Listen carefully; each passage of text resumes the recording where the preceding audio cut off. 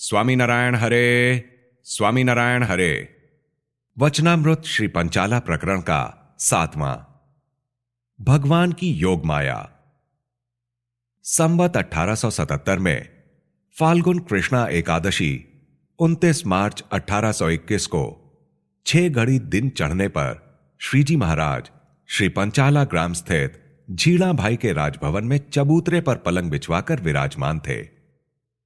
उन्होंने सिर पर श्वेत फेंटा बांधा था, गरम पोष की लाल बगलबंडी पहनी थी, श्वेत धोती धारण की थी और सफेद पतली पिछौरी ओढ़ी थी। उनके समक्ष परमहंस तथा स्थान स्थान के हरिभक्त बैठे थे। उस समय श्रीजी महाराज नित्यानंद स्वामी से श्रीमद् भागवत के प्रथम स्कंद की कथा करवा रहे थे। उसमें प्रथम जन्माद्यस्य यतः यह श्लोक आया, उसका अर्थ किया।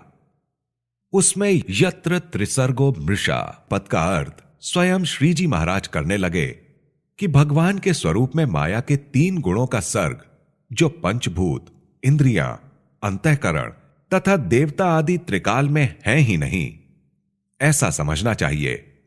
इस श्लोक के पद धामना स्वेन सदा निरस्त कुहकम, अर्थात जिसने अपने स्वरूप तुल्य धाम के द्वारा माया के सर्ग रूप कपट को मिटा दिया है, ऐसा भगवान का परम सत्य स्वरूप है। अतः आत्यंतिक प्रलय के बाद भगवान का जैसा स्वरूप अक्षरधाम में अनंत ऐश्वर्य तथा तेज से युक्त रहता है, वैसा का वैसा ही प्रत्यक्ष मनुष्य रूप भगवान का स्वरूप है। ऐसा जानने वाला भगवान को तत्वतः जानने वाला कहलाता है। उन्हीं प्रत्यक्ष भगवान को मूढ़ जीव माइक दृष्टि से देखता है, अर्थात वह उन्हें अपने सदृश मनुष्य मानता है और यह समझता है कि जिस प्रकार मेरा अपना जन्म होता है और जिस तरह मैं बालक, युवा तथा वृद्ध होकर मर जाता हूं, वैसी ही स्थिति भगवान की भी होती है। और जब भगवान के एकांतिक संत के वचन में विश्वास करके निष्कपट भाव से भगवान के चरण कमलों को भजता है, तब उसकी माइक दृष्टि मिट जाती है। फिर वह भगवान की उसी मूर्ति को परम चैतन्य, सत्य, चित्त तथा आनंदमय मानने लगता है। यह बात भी भागवत में कही गई है। सवेद धातु पदवीम परस्य दुरंत वीर्यस्य रथांग पाणे यो माया संत तयानुवृत्त्या भजेत तत्पाद सरोज गंधम।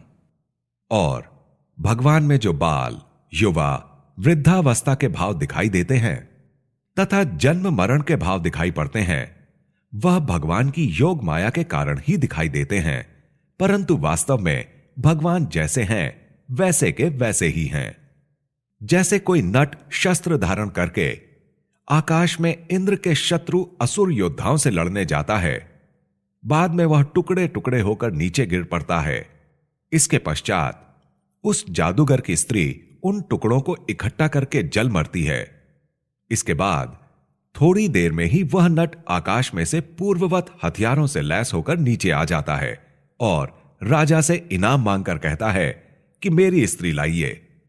ऐसे नट की माया को भी जब कोई जान नहीं पाता, तो भगवान की योग माया किस प्रकार समझ में आ सकती है।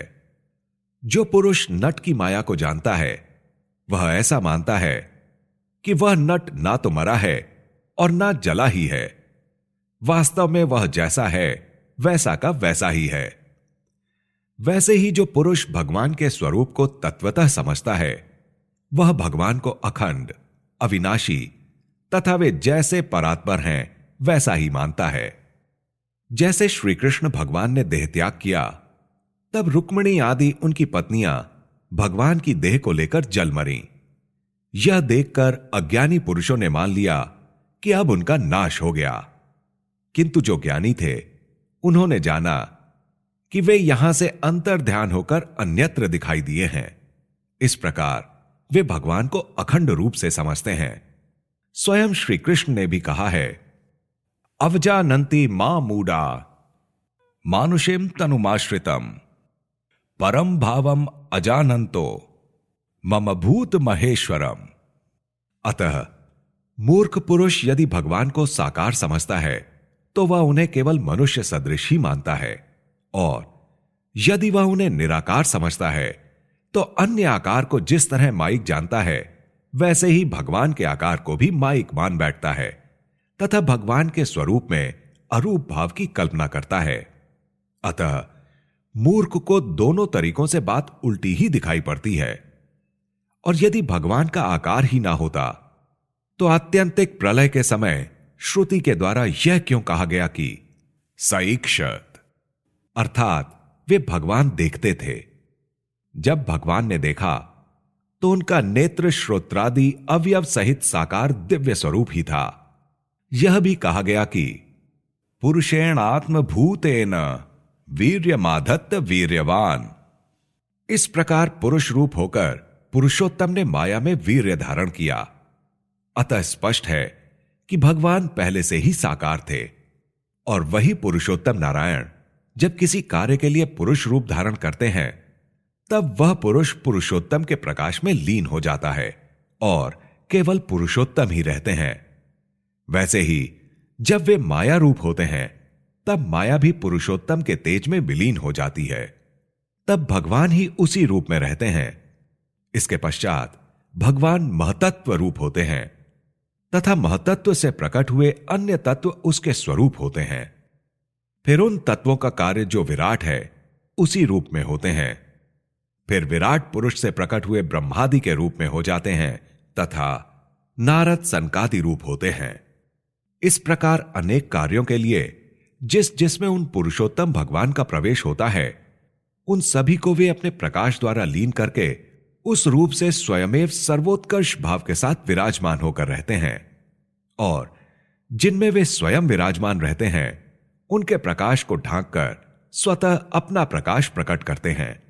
जिस प्रकार लोहे में रहने वाली अग्नि लोहे में विद्यमान शीतलता के गुण को और काले वर्ण को दूर करके स्वयं अपने गुण को प्रकट कर देती है, तथा जैसे सूर्योदय होता है तब उसके प्रकाश में समस्त तारागणों एवं चंद्रमादि का तेज विलीन हो जाता है और एकमात्र सूर्य का ही प्रकाश रहता है, वैसे ही जिनमें भगवान का प्रवेश होता है उन सभी के तेज को तिरोहित करके वे अपने प्रकाश को ही अधिक रूप से प्रस्तुत करते हैं।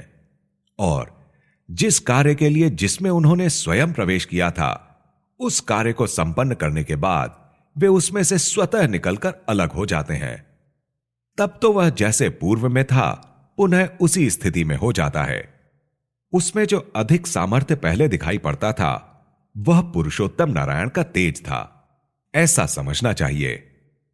इस प्रकार सर्व के कारण सदा दिव्य और साकार प्रत्यक्ष पुरुषोत्तम नारायण की मूर्ति में किसी प्रकार का त्याग भाग नहीं समझना चाहिए। जिस प्रकार शक्कर की मूर्ति में किसी प्रकार का त्याग भाग नहीं करते, तथा जैसी मूर्ति देखी हो उसी का ध्यान, उपासना, भक्ति आदि करना चाहिए, परंतु उससे पृथक अन्य कुछ भी नहीं समझना चाहिए।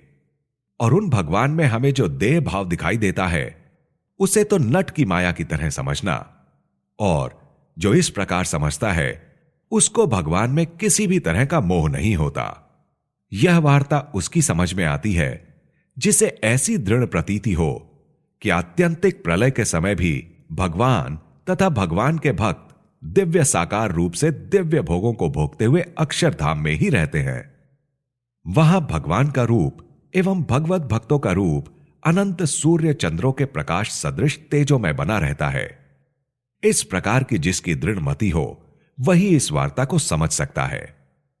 ऐसे तेजों में दिव्य मूर्ति भगवान जीवों के कल्याण के लिए तथा जीवों से अपनी नवधा भक्ति कराने के लिए कृपा पूर्वक अपनी समस्त शक्तियों, ऐश्वर्यों तथा पार्षदों को साथ में लेकर ही मनुष्य रूप में प्रकट होते हैं। तब भी मर्मवेत्ता पुरुष यही समझते हैं कि अक्षरधाम में भगवान का जैसा स्वरूप रहता है वैसा ही पृथ्वी पर भी भगवान का मनुष्य स्वरूप रहता है। वे उस स्वरूप तथा इस स्वरूप में लेश मात्र भी अंतर नहीं समझते। जिन्होंने इस प्रकार भगवान को जान लिया है उन्हें ही भगवान के तत्वतः ज्ञाता कहा जाता है और उनकी ही माया की निवृत्ति हो चुकी ऐसा कहा जाएगा। और जो इस प्रकार जानता है उसे ही ज्ञानी भक्त कहते हैं एवं एकांतिक भक्त भी उसको कहते हैं। इस प्रकार जिसको भगवान के प्रत्यक्ष स्वरूप की दृढ़ उपासना हो और उसको भगवान के स्वरूप में कभी भी मायिक भाव का संशय ना होता हो और कदाचित उससे कभी किसी कुसंगवश अथवा प्रारब्ध कर्म के योग से कुछ अनुचित आचरण हो गया तो भी उसका कल्याण होता है। इस प्रकार भगवान को समझने में जिसको संशय बना रहता है वह यदि ऊर्ध्वरेता नैष्ठिक ब्रह्मचारी हो तथा महात्यागी हो तो भी उसका कल्याण होना अत्यंत कठिन है। और जिसके हृदय में निश्चय की ऐसी दृढ़ ग्रंथि पड़ गई हो कि आत्यंतिक प्रलय की समाप्ति होने पर भी भगवान साकार रूप में ही विद्यमान रहते हैं, ऐसी समझ की दृढ़ ग्रंथि जिसके हृदय में पड़ गई, फिर उसे यदि शास्त्रोक्त तेजोमय अलिंग भाव का श्रवण हो जाए या किसी के मुख से ऐसी वार्ता को सुना जाए फिर भी उसको संशय नहीं होता, क्योंकि उसने बात समझ ली है कि भगवान सदैव साकार ही हैं परंतु निराकार नहीं है और वे ही भगवान राम कृष्णादि मूर्तियों को धारण करते हैं। इस प्रकार जिसकी दृढ़ समझ हो उसके लिए मान लेना कि उसकी निष्ठा परिपक्व हो चुकी है। इस प्रकार श्रीजी महाराज ने अपने भक्तजनों की शिक्षा के लिए अपने स्वरूप की जो अनन्य निष्ठा संबंधी वार्ता की, उसे सुनकर समस्त परमहंस तथा हरि भक्तों ने श्रीजी महाराज के स्वरूप की उसी प्रकार विशेष दृढ़ता की। इति वचनामृतम। इस प्रकार से श्री पंचाला प्रकरण का 7वां वचनामृत पूर्ण हुआ। श्री पंचाला प्रकरणम समाप्तम।